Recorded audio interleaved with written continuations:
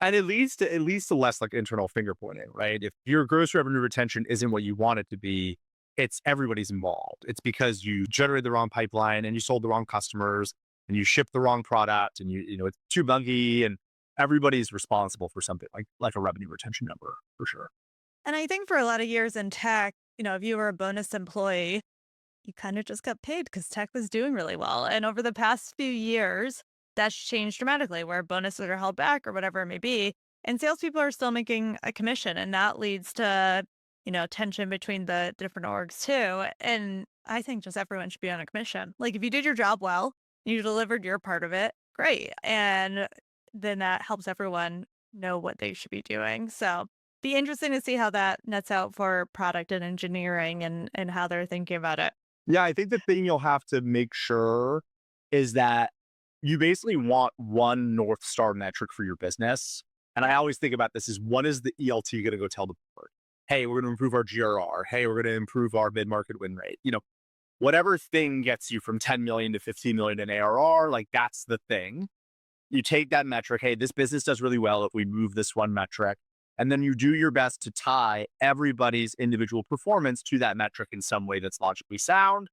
And then that allows everybody to like operate on the same page. They know what needs to be done for this business to do well this year and they're compensated accordingly. Yeah, Yeah, that's a very absolutely. good point. I can see this, like, where this should come from. I mean, I think every organization, if it's trying to approach this that way, will need to define very well the roles and responsibilities. Because when you are on the comp plan, yeah, you're gonna do things that are serving you to pay Mhm. that commission.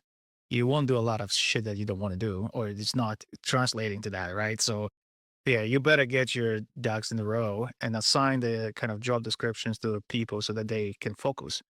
And then it should come, to your point, from ELT top down, because the managers will always have a tendency to push whatever they don't want to do to their employees. And if they don't want to do it because they only get paid on this, well, you better be prepared for that. Well, and for the people like panicking listening, on like an engineer, I'm thinking like 90-10, like 90% base, 10% Oh, variable. You know what I mean? Like, similar to a bonus. yeah, Yeah, it's yeah. like a little bit. Yeah. Yep. It's like so it's a scope of control question, right? Like, let's say GRR, gross revenue retention is the big thing you have to improve. Okay, well, an account manager is hands-on with renewals. She's going to be more 60-40, 70-30 base variable because they're in the mix, right? Versus an engineer shipping a new feature that's received well, that's well built and well adopted. The scope of control is definitely much smaller. And so they are much more in a base versus variable component for sure. Would you make those things transparent in the company? How much everyone is getting paid by role in terms of the variable? I would. Yeah, I think you have to have the right culture to like support that. I think there's pros and cons. I think so I tend to think within your own team, I really, really advocate very deeply for comp transparency. So, on a sales team, for example, I really like leveling team members. You have account executives, account executive two, senior AEs. Everybody's on the exact same comp plan. They just have different bases and variables and then different corresponding quotas. And so they can see vertically how they rise to the org.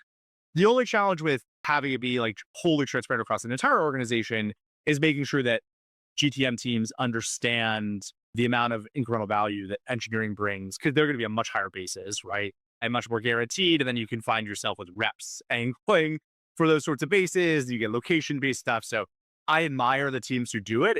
I think it's a great goal. There's just a lot of nuance there for sure. You have to communicate